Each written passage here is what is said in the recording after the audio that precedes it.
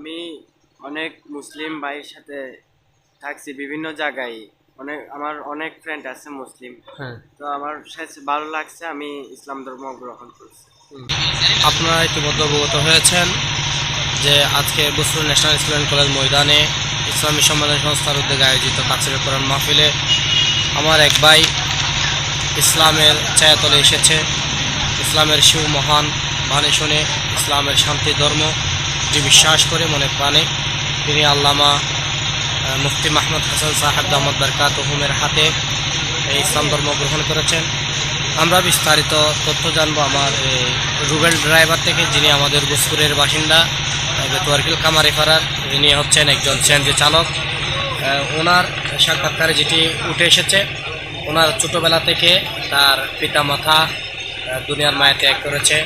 তিনি শিশু অবস্থায় এদিক ওদিক থেকে থেকে ধীরে ধীরে বড় হয়েছে। পরবর্তী একজন ভাইকে, রুবেল ভাইকে পেয়ে তার পিতা সমতুল্য সম্মান করে এবং তার সাথে দীর্ঘদিন জীবন চলাফেরা করে উঠে এসেছে একটি সুসম্পর্ক।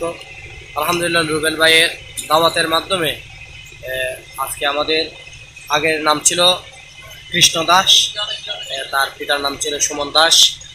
আমি সংক্ষিপ্ত আমার প্রিয় রুবেল ভাইয়ের কাছ থেকে সংক্ষিপ্ত আকারে মতামত জানার জন্য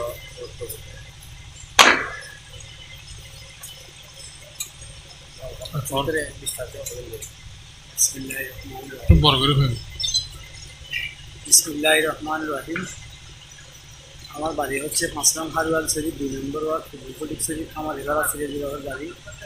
আমি 2024 সালে 20শে জানুয়ারি আমার ফ্যামিলি সহকারে আমি হাটজারি চট্টগ্রাম হাসে মানে একটা বাড়া বাসানি আমার ছেলে সন্তানকে ভালো পড়ালেখা করার জন্য আমি ওইখানে যাই।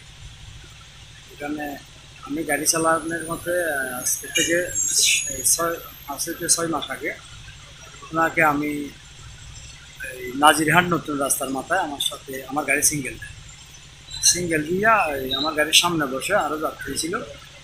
তো উনি বলতে ওনার কাছে আমি জিজ্ঞাসা করি তুমি কোথায় যাবে, সে আমাকে বলে আমি মাঝবান্ডারে যাচ্ছি। ওনাকে বলছি তোমার বাড়ি কোন জায়গায়, এ বলতেছে আমার বাড়ি পটিয়া। তো উনি যদিও ওই সময় আমার কাছে স্বীকার করে নাই, উনি যে মুসলিম এটা আমার কাছে স্বীকার করে নাই।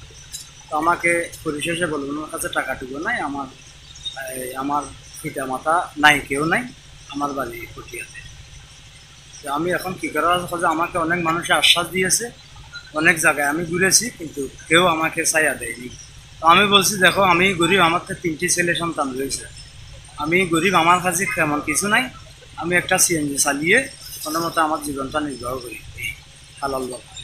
তো সেই বলে আমি আপনার কাছে থাকতে চাই, আপনার চলাফেরা আচার ব্যবহার আমাকে মানে অত্যন্ত পছন্দ হয়েছে। তো আমি আমার ওয়াইফের সাথে আলাপ করি, ওইকে বাইরে রেখে আমার ওয়াইফের সাথে আলাপ করি। আমার ওয়াইফে আমাকে বলে যে এখন তো পরিস্থিতি খারাপ, আপনি এটা বুঝে শুনে দেখে শুনে আপনি আনবেন, আমি স্বাগত জানাবো। যদি এই যার কেউ নাই তার তো আল্লাহ আছে, আমাদেরকেও আল্লাহ পাক রব্বুল আলামিন চালাচ্ছেন। মানুষ হচ্ছে জাস্ট মাধ্যম, মিছিলে যায়, সব কিছু দেওয়ার মালিক হচ্ছে আল্লাহ। তো আমার ওয়াইফের যদি কোরআন শিক্ষা আছে, আজকাল নামাজ কালাম পর্দাওয়ালা। তো ওনার সাথে উনি যখন মানে থাকতে থাকতে আমার ওয়াইফে জিজ্ঞাসা করেন তুমি নামাজ কালাম করতে যাও, শুক্রবারে মসজিদে যাও, এই যে অত নামাজ পড়তে যাও আমার ছেলেদের সাথে, আমার ছেলেদেরকে নিয়ে, তুমি আমার ছেলের মতো। আমার ওয়াইফকে তিনি মা ডাকেন। তো আমার ওয়াইফে ওর কাছে মানে 5 ফল মা জানতে চাইছিল, এরকম জানে না। আমার ওয়াইফে ওনাকে শুদ্ধভাবে সুরকারাত শিখিয়েছেন, ওনাকে কয়েকটি কোরআনের আয়াত শিখিয়েছেন, উনি জানে শুদ্ধভাবে কোরআনের আয়াত শিখিয়েছেন। তো শিখার পরে আমি বাড়িতে চলে আসি। এই ডিসেম্বর মাসের 14 তারিখে আমি বাড়িতে একেবারে চলে আসি। আমার ছেলেগুলা বার্ষিক পরীক্ষা দিয়েছে এখানে ফতেহাবাদ স্কুলে। আমি একেবারে চলে আসার পূর্বে তো আমি ওর কাছে মতামত নিচ্ছি যে আমি তো চলে যাচ্ছি, তুমি আমাদের সাথে এতদিন ছিলা, তুমি অন্যদিকে এখন চলে যাও, কোনো অসুবিধা নেই। যদি এরকম দেখো যেন আমি কোথাও যাওয়ার কোনো রাস্তা নেই, আমি আপনাদের সাথেই থাকবো।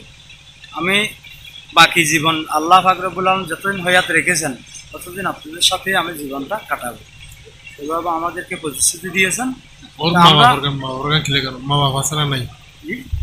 ওর সম্পর্কে পটিয়ার মধ্যে আপনি কোনো খোঁজ খবর নিয়েছেন কিনা?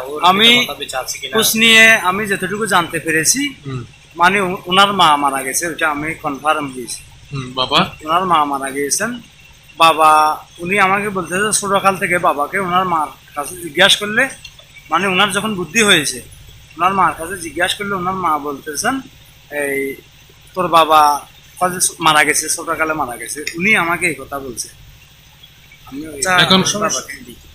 এখন একটু তুমি বলো তো দেখি। এখন তুমি বলো, তোমাকে কি কেউ জোর করেছে নাকি স্বেচ্ছায় তুমি ইসলাম গ্রহণ করেছো? আমি অনেক মুসলিম ভাইয়ের সাথে থাকছি বিভিন্ন জায়গায়, আমার অনেক ফ্রেন্ড আছে মুসলিম। হ্যাঁ। তো আমার ভালো লাগছে, আমি ইসলাম ধর্ম গ্রহণ করছি। হুম। আমি আপনার মাধ্যমে যারা দেখবে, বিশেষ করে আপনার মাধ্যমে যারা দেখবে তাদের প্রতি আমি বিশেষভাবে অনুরোধ করব যে উনি একজন নৌ মুসলিম, এখন তার আমরা ব্যতীত আর কেউ থাকবে না, অতএব তার একটু চোখের সমস্যা আছে, চিকিৎসা করতে হবে। আমি প্রাথমিকভাবে বলবো আপনারা যে যতটুকু পারেন, আমি তার একটা বিকাশ নম্বর দিয়ে যাওয়ার জন্য বলবো। আপনারা বিশেষ করে যার যতটুকু পারেন 500 টাকা, 1000 টাকা, 1000 টাকা থেকে যা উচ্চ পারেন আপনারা গোপনে তাকে একটু সহযোগিতা করবেন। সে যে ইসলামের শিউ মহান বাণী শুনে ইসলামের ছায়াতলে এসেছে, তাকে আমরা উৎসাহিত উজ্জীবিত করতে হবে। আমরাও সহযোগিতা করবো, আপনারাও করবেন। তার পাশে থেকে ইনশাল্লাহ তার উজ্জ্বল ভবিষ্যৎ আমরা কামনা করছি। ইনশাল্লাহ যদি তার পাশে আমরা সকলে থাকি, তার সুন্দর ভবিষ্যৎ ফিরে আসবে বলে আমরা মনে করছি। এবং সেই ইসলামের বিধিবিধান মানে আল্লাহ তাআলা যেন তাকে আমাদের ইসলামের নিয়ম কানুন মেনে যেন থাকতে পারে, সেইটুকু প্রত্যাশা রেখে আজকের মতো আমি শেষ করছি। আসসালামু আলাইকুম।